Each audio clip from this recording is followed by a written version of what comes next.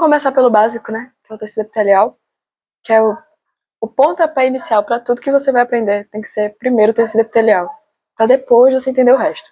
Eu vou botar imagens, tá? Vou botar aqui do ladinho, porque meus desenhos não são bons. Eu ia desenhar, mas eu desisti. Vai ser só imagem mesmo aqui do lado, tamo junto. Então, gente, vamos lá. Tecido epitelial. Primeiro, os tecidos têm 4 tipos básicos, certo? Tecido epitelial, tecido conjuntivo, tecido nervoso e tecido muscular. Nisso daqui tem aquela questão de Bruna que você já elimina aquele tecido muscular. Então, tipo assim, cabeça, tá? O tecido epitelial, ele pode ser dividido em 2 tipos, de revestimento e glandular. De revestimento, é como já diz, revestimento de órgãos, né? E o glandular faz as glândulas. Básico, certo? Agora vamos para as características do tecido epitelial. O tecido epitelial, ele tem pouca matriz extracelular. A matriz extracelular, gente, presta atenção. A matriz extracelular é, assim, a separação que tem entre as células. Então, presta atenção. Se as células estão muito juntas, as células do tecido epitelial são justapostas. O que é essas células justapostas, Alice? São células que são assim, bem juntinhas, bem coladinhas, certo? Então, se a matriz celular é o espaço que tem entre as células, certo? Então não pode ter, né, gente? Tem que ter pouco, porque elas são assim, bem grudadinhas mesmo. As células justapostas têm justamente essa característica, ser bem juntinha assim, coladinha, entendeu? Show! O tecido epitelial, ele é avascularizado. Ele tem a função, presta atenção, tem a função de proteção, absorção e secreção. São as 3 principais, certo? Proteção, por conta do revestimento, ele reveste os órgãos em si. Absorção, por conta das glândulas, né? Por exemplo, o pâncreas, que é um enzima, solta enzimas lá na luz intestinal. Luz intestinal, gente, é o buraco do estômago, melhor, do intestino. É o buraco do intestino, tá? E secreção, que ele solta, né? A secreção das glândulas. Agora a gente vai falar dos tipos do tecido epitelial. Começar pelo tecido epitelial de revestimento, certo? Vamos lá. O tecido epitelial de revestimento, ele tem, obrigatoriamente, que ter muita mitose. Ai, Alice, por quê? Por que você tá metendo mitose no meio disso? Gente, o tecido epitelial, ele faz a regeneração. Ele protege, né? A proteção dos, tipo assim, dos órgãos, né? Da uretra, da bexiga e também da pele em si. Então, ele tem que ter muita mitose para poder ter a regeneração, certo? Do tecido. É basicamente isso. Por isso. Aí se chegar assim na prova, ai, tem mitose, sei que.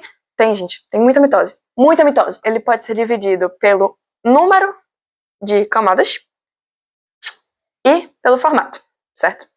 Vamos começar pelo número de camadas. Ele pode ser simples, estratificado ou pseudoestratificado. Simples, que tem apenas uma camada. Estratificado, várias camadas. E pseudo-estratificado, um falso estratificado. Pseudo é falso.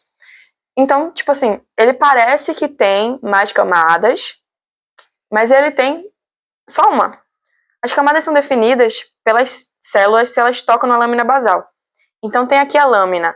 Se a célula continua tocando, a lâmina basal é só uma. Se ela tiver, tipo assim, uma aqui, outra aqui, outra aqui, outra aqui, e não tá mais tocando na lâmina basal, é estratificado, obrigatoriamente. Elas podem ser divididas também, né, pelo formato, né, das células.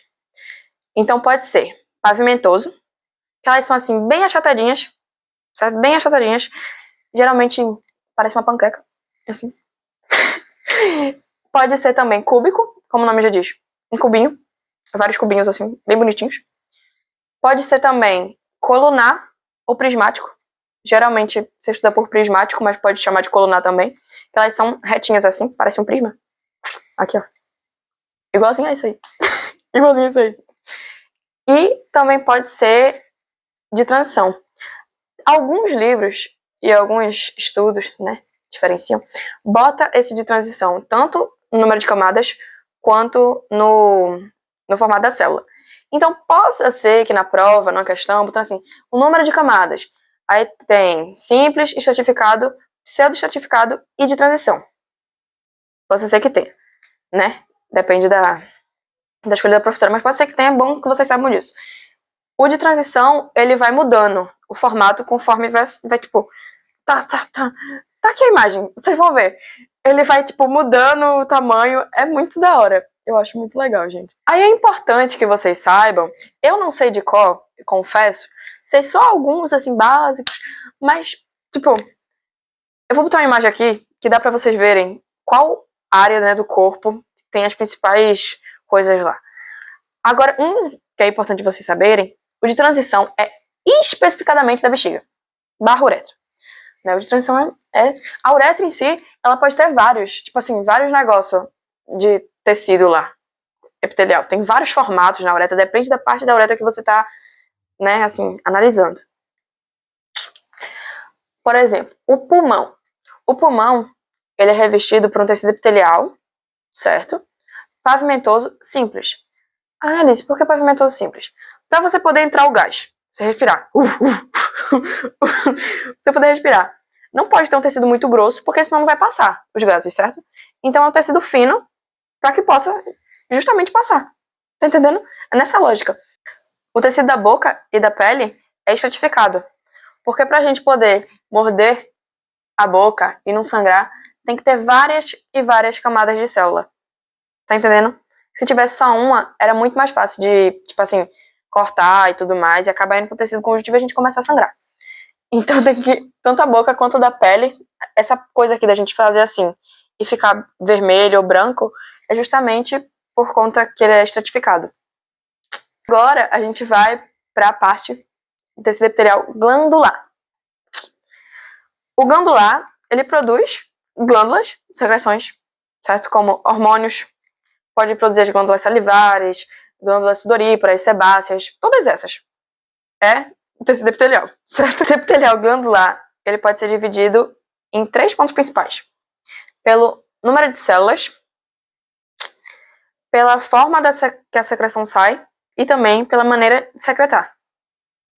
O número de células é bem simples, é dividido em unicelular, uma única célula, e multicelular, várias, 2 ou mais. A forma de secretar são 3. Vamos acompanhar. A primeira, exócrina, endócrina e mista. Endócrina, ela solta secreção para fora da corrente sanguínea. Nesse tipo, certo? Presta atenção. Nesse tipo é definido pela forma que sai a secreção. Se sai na corrente sanguínea ou se sai, tipo assim, dentro da corrente sanguínea ou se sai fora. E pode sair nas duas. Exócrina possui um ducto, certo? Que solta a secreção para fora da corrente sanguínea. Endócrina não possui ducto e vai para dentro da corrente sanguínea. E a mista tem o pâncreas, certo? A mista, ela joga tanto dentro quanto fora da corrente sanguínea. Dentro da corrente sanguínea, os hormônios, insulina e glucagon. E fora da corrente sanguínea, solta uns negócios lá, umas enzimas, a luz intestinal. Só isso, tá? Exócrina, endócrina e mista. Exócrina, com ducto e fora da corrente sanguínea. Endócrina, sem ducto e dentro da corrente sanguínea. E mista, os dois. Exemplo, pâncreas. Agora, para a maneira de secretar, são 3 maneiras. Holócrina, merócrina e apócrina. Holócrina, ela secreta, a glândula secreta, vou deixar as imagens aqui bonitinho para vocês verem, secreta a secreção, não tem como outra forma de eu falar, gente.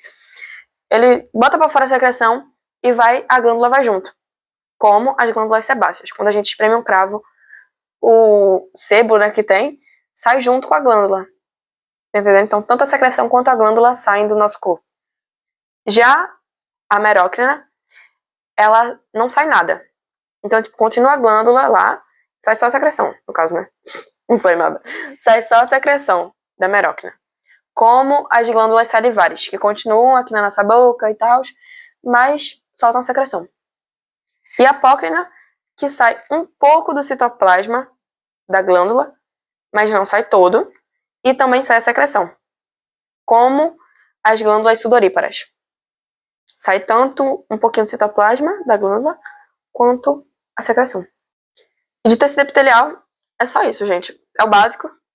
Assim, espero que tenha dado pra entender, né? Eu tentei resumir da forma mais resumida possível. Mais resumida possível. E agora a gente vai para tecido conjuntivo, que é o problema de muitos, de poucos, de vários. O meu e o seu, o nosso. É isso, galera. Deixa o like, curte, comenta, compartilha. Ai, ai, ai. Se vocês quiserem mais, curte, comenta, deixa o like, compartilha. Né? Se vocês não entenderam, me perguntem. Me perguntem. Eu vou deixar link de atividades, certo? Que eu sou uma bênção na Terra. Eu vou deixar o link de atividades pra vocês, de alguns sites, que são bons, que eu fiz e que eu gostei, né? As fichas de Bruna são boas também. Eu acho bom vocês, tipo assim, reverem, porque a gente fez na sala, mas a gente não prestou atenção em nada. Eu tenho certeza que vocês também não prestaram atenção. Ou vocês não entenderam. E fica mais fácil quando a gente vê e já tem estudado. Porque a Bruna explica direitinho. Só que é muita coisa na hora, ela tem que passar rápido, aí não dá pra entender direito. Então façam de novo as fichas de Bruna, por mais que estejam já com a resposta. Vê de novo, analisa cada questãozinha, marca assim as coisas que estão erradas, sabe? Tem um monte de coisa na ficha de tecido conjuntivo, principalmente, que tem umas besteirinhas, você vai marcando e vai, tipo assim, botando, é tal coisa. E escreve, tá ligado? O que tá errado. Porque aí fica mais fácil de entender na cabeça. É isso, gente. Espero que tenha dado pra entender. Um beijo.